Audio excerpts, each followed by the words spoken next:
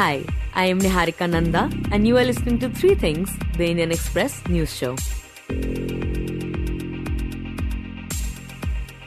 The Haryana and Jammu and Kashmir election results were announced yesterday.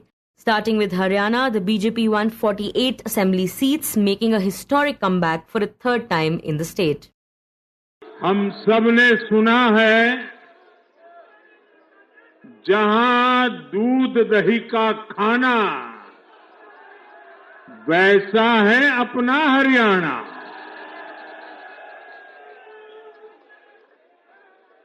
Haryana के लोगों ने फिर कमाल कर दिया है और कमल कमल कर दिया है। साथियों, आज नवरात्रि का 6ठा दिन है। मां कात्यायनी की आराधना का दिन है। मां कात्यायनी शेर पर विराजमान होकर हाथ में कमल को धारण किए हुए हैं।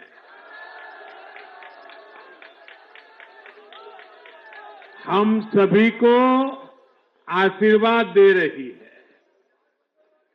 ऐसे पावन दिन हरियाणा में तीसरी बार लगातार कमल खिला है।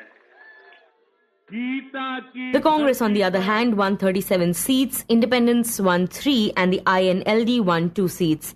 Dissatisfied with the results, the Congress said it cannot accept the verdict as there were serious issues about the integrity of the counting process and functioning of the EVMs in some districts, and asserted that it would take up the matter with the Election Commission.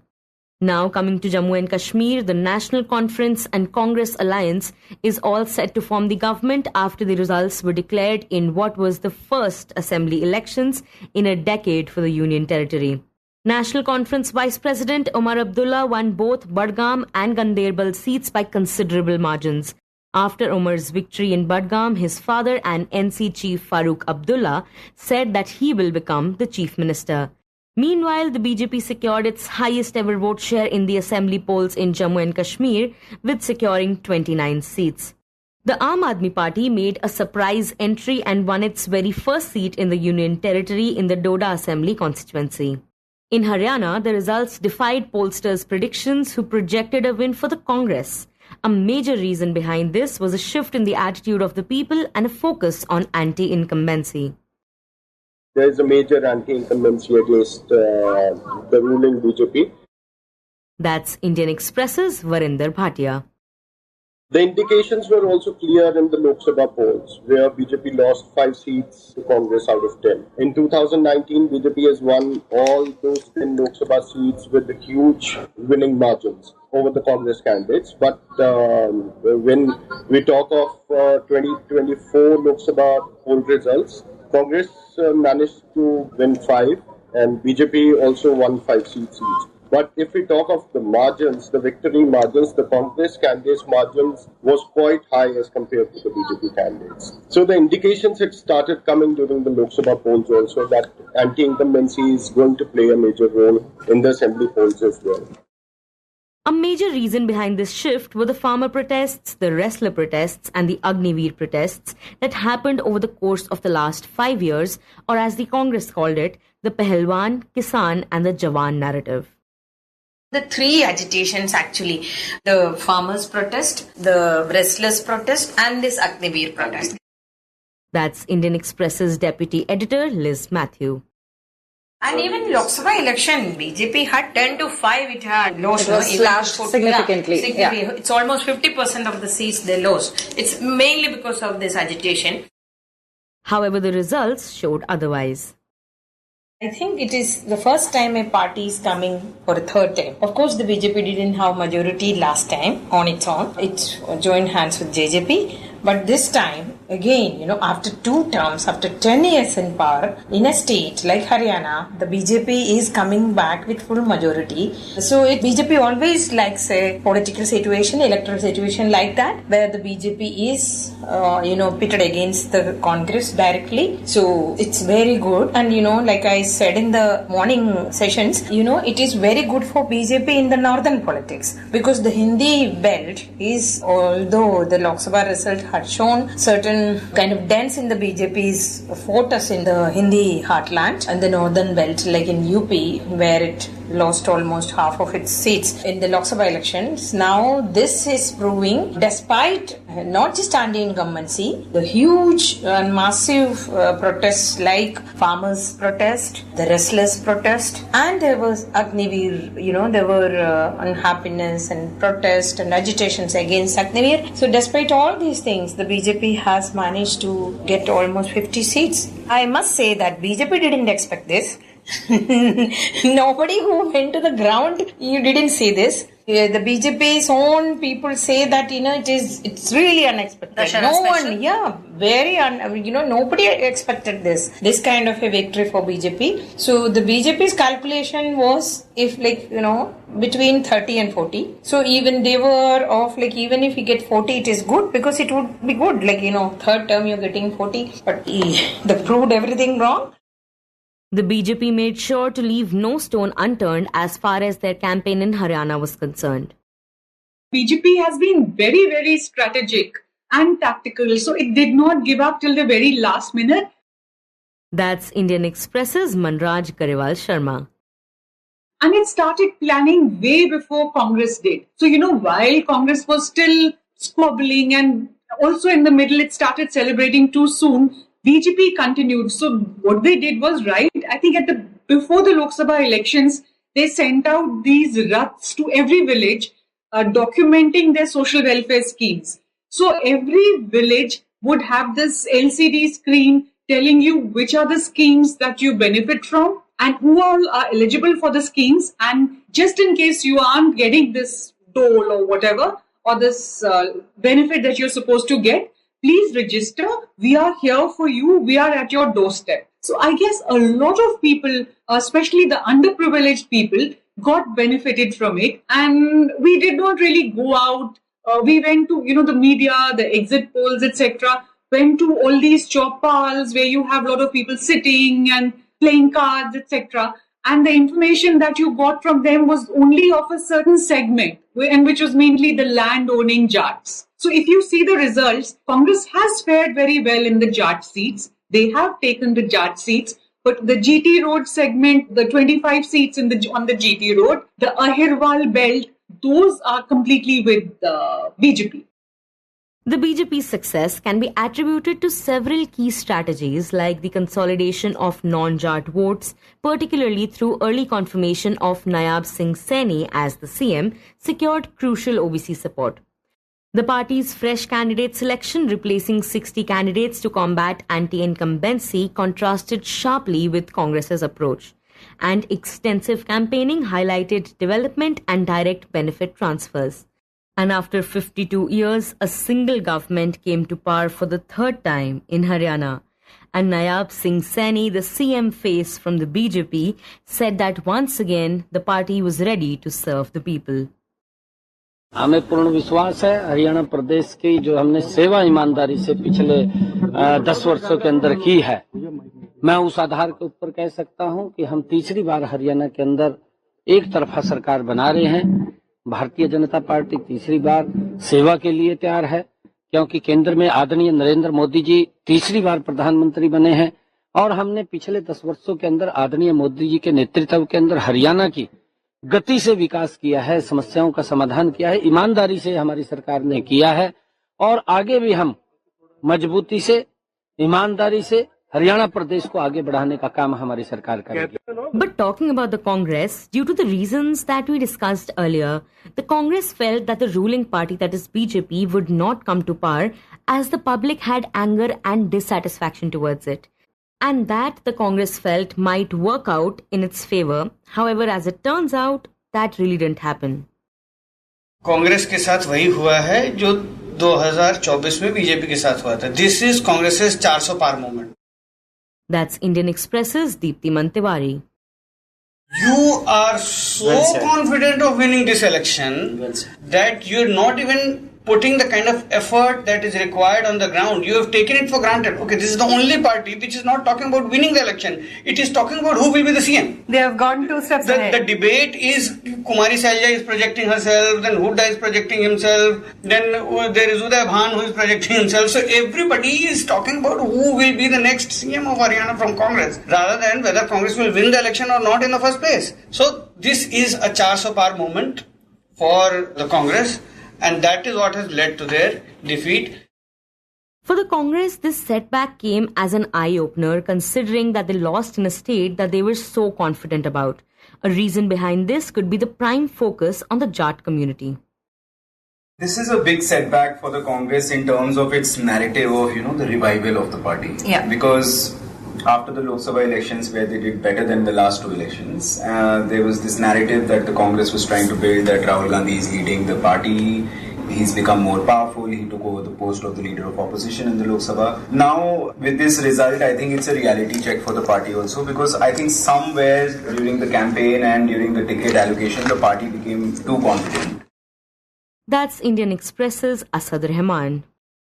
And I think the infighting within the Congress over the CM's position and the 2 camps that were very visible were Kumari Shalja's and the Hooda's camps. And I keep saying this, it's mostly about calculations and ticket allocation, which makes a huge difference in the Hindi heartland. Because if you give a non-Jat OBC a ticket on a particular seat, people from those communities will rally behind that, while your core voter is anyway with your party. So I think that is one of the things the Congress is going to have to do a lot of introspection. They'll have to check how this happened, who are the people who are responsible. I spoke to someone in the Congress and they're saying that now the party is going to go into assessment mode, and people are going to point fingers at each other, that it's their fault, and they didn't support us, they took it too far. And so the whole narrative that the Congress was trying to build since June 4 has now taken a big setback, and I think this is also going to impact the party's bargaining power in the upcoming elections. For example,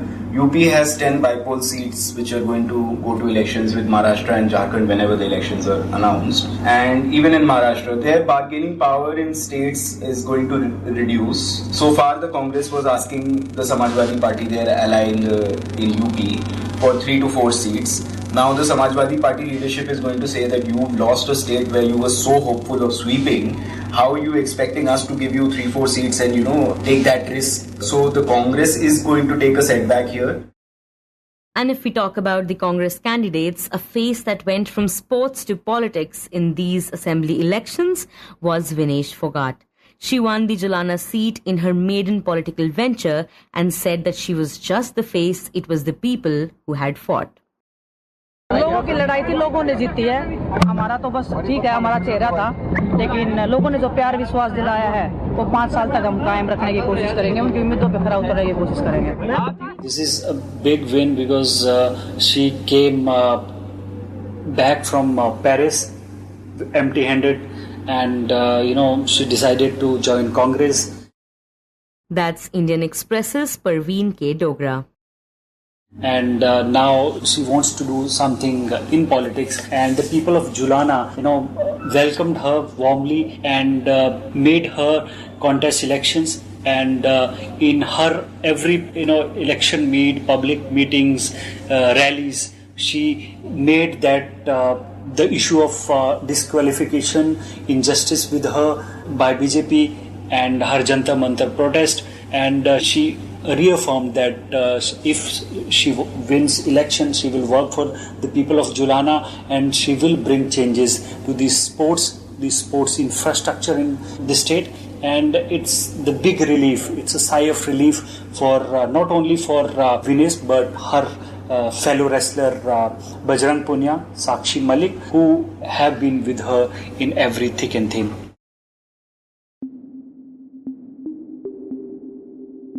Now let's talk about Jammu and Kashmir. The National Conference and Congress alliance crossed the 46-seat majority mark, securing 49 seats.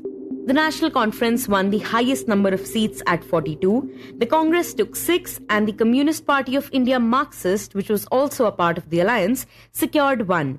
Meanwhile, the BJP won 29 seats and the PDP bagged 3. 7 independents were declared victorious. The AAP and the Jammu and Kashmir People Conference secured 1 seat each. As a part of the India bloc, Congress and the National Conference had come together to contest the assembly elections in Jammu and Kashmir. National Conference Vice President Omar Abdullah won the Budgam seat by 18,485 votes, and in Ganderbal he won by 10,346 votes. Upon his victory, he thanked the voters for voting for him. मैं जरूर बडगाम के वोटरों का शुक्रिया करना चाहता हूं, जिन्होंने मुझे अपने कीमती वोटों से नवाजा, मुझे यहां से कामयाब होकर भेजा और मुझे जम्मू कश्मीर के लोगों की खिदमत करने का दोबारा एक मौका जो है हासिल हुआ है। जम्मू कश्मीर नेशनल कॉन्फ्रेंस को पिछले 5 साल से खत्म करने की मुकम्मल कोशिश की गई थी।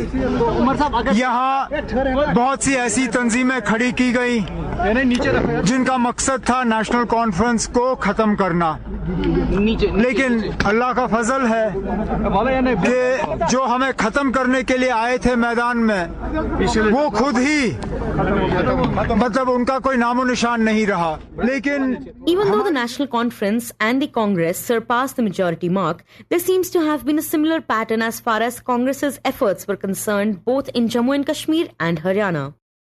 In fact, BJP has done pretty well to retain what it has. BJP was in quite a bit of trouble in Jammu, and it again goes to the credit of the BJP that it has been able to retain whatever it has. The kind of infighting that the Jammu unit of the BJP had before the elections happened was unbelievable. Almost every senior leader of the BJP who had been denied ticket was protesting in front of the party office with his workers, with his supporters. So it was incredible that the BJP managed to get its act together well in time and get those numbers. It was difficult for them to get even those. So, in fact, Congress has turned out to be a liability for the National Conference. I mean, Congress should have been winning more seats in Jammu, which it hasn't. And it is basically riding piggyback on the popularity of the National Conference. And National Conference has actually done well in the Pir Panjal region, where there was resentment against the government because of all these Pahadi reservation and, ST seats and everything. So there was some discontent, and that NC has been able to convert the kind of effort that Congress was supposed to put in Jammu and the kind of conversion that it could have done. In fact, it was only in the last moment that the Gandhi family actually travelled to Jammu. They didn't even go and campaign. Priyanka Gandhi, as a last bit desperate attempt, was pushed into Jammu. So Congress was not even focusing on Jammu and Kashmir. It was just relying on the fact that anger against the BJP will sail it through. This is the problem with the Congress. It's a default party.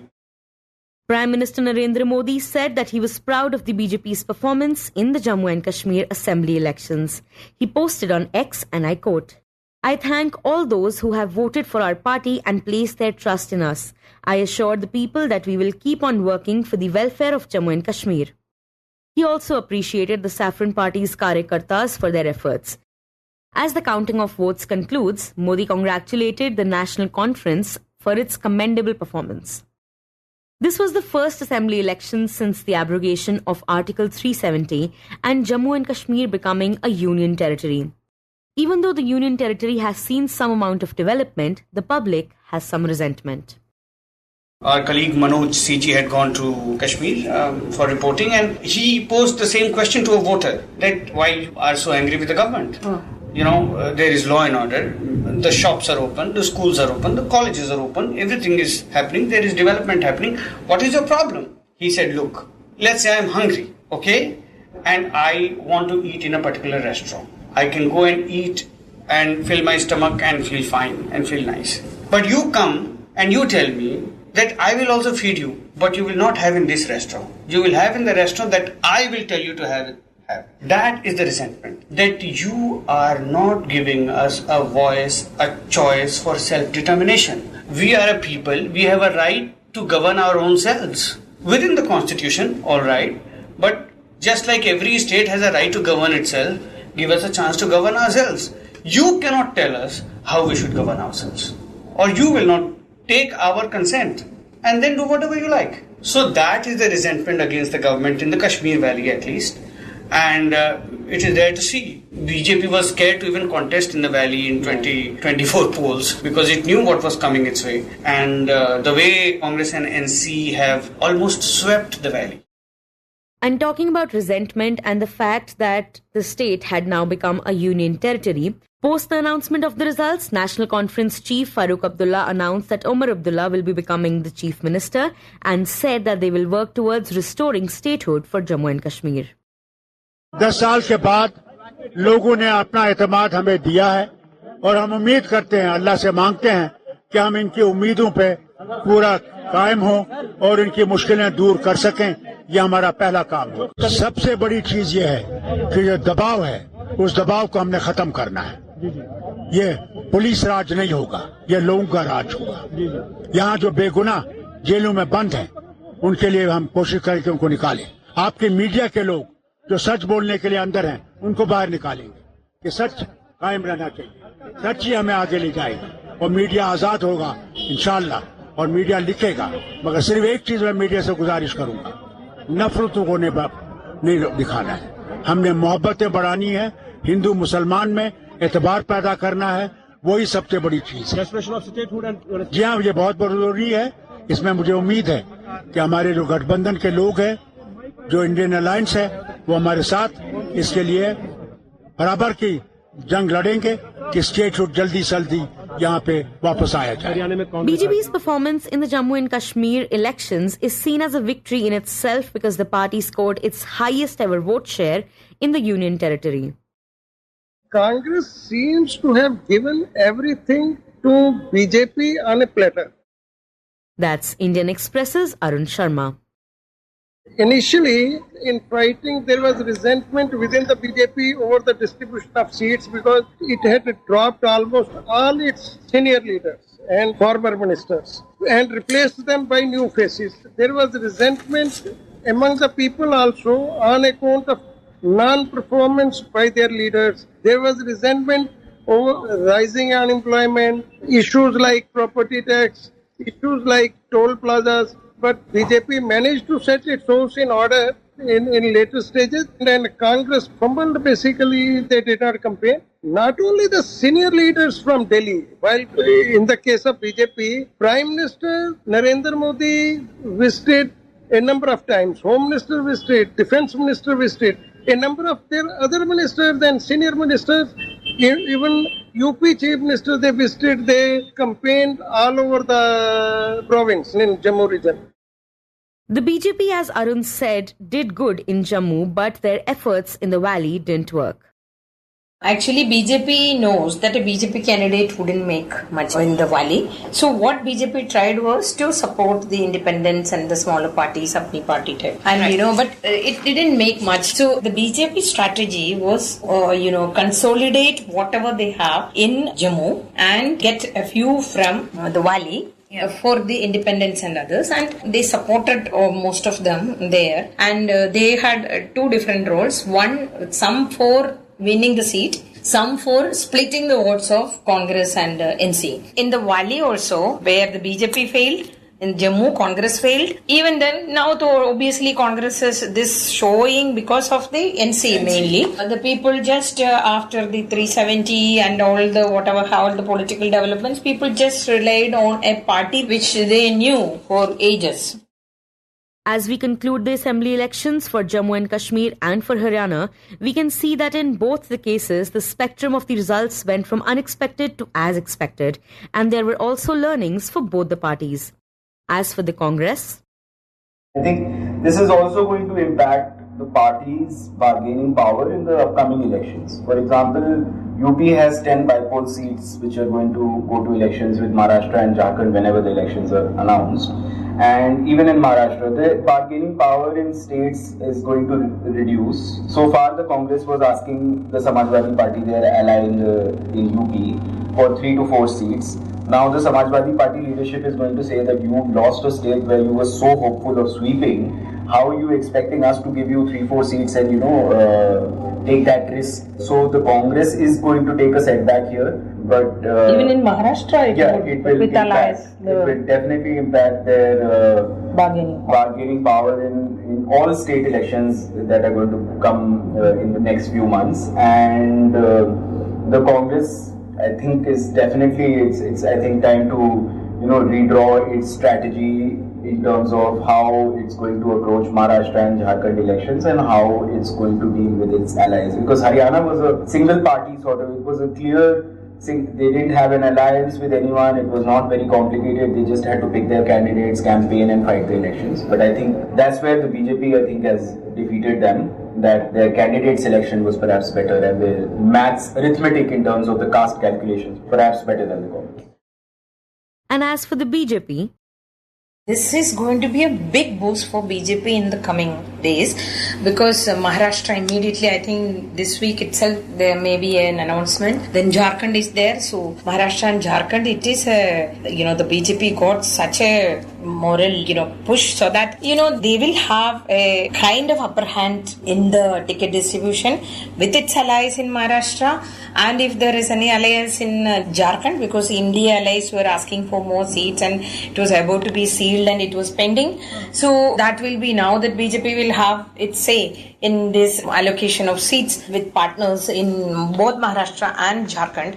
That's one. Secondly, Maharashtra also, the ground reports were indicating that BJP is not doing good that way. And the third thing is its relationship with the RSS. Because there were a lot of kind of whispers or talks in the party that the RSS did not work in Haryana as much as it used to in Haryana. But if that is the case, of course, because this victory, BJP has proved its organization skills also, that will give a kind of second thought for the RSS to work hard in these two states where their role is very key. Like Maharashtra is obviously they're very strong as an organization, and in Jharkhand also, they have been working hard. The Sangh, I'm saying. So, in the light or in the backdrop of this result, there will be a kind of review in their stand if there was a hesitation or if there was a slow move from the Sangh. That also going to be advantageous for the BJP. It is going to get Modi the mojo back. Because Prime Minister Modi, even during this one of the rallies also, he mentioned that people think that I am gone, Modi kahani over. But now he will come with, this victory march in the party office was not decided till 11:30 in the morning today. But now that it is he's likely to come, and obviously that Modi, that the jubilant Modi, the Modi, that we'll see him today evening in the party office if he is coming there. Otherwise, in the upcoming sessions and the coming days in the public speeches or anywhere, we will see the old Modi will be back. You were listening to 3 Things by the Indian Express. Today's show was edited and mixed by Suresh Pawar and produced by Shashank, Bhargava and me, Niharika Nanda. If you like the show, then do subscribe to us wherever you get your podcasts. You can also recommend the show to someone you think will like it. Share it with a friend or someone in your family. It's the best way for people to get to know about us. You can also tweet us at Express Audio and write to us at podcasts@indianexpress.com.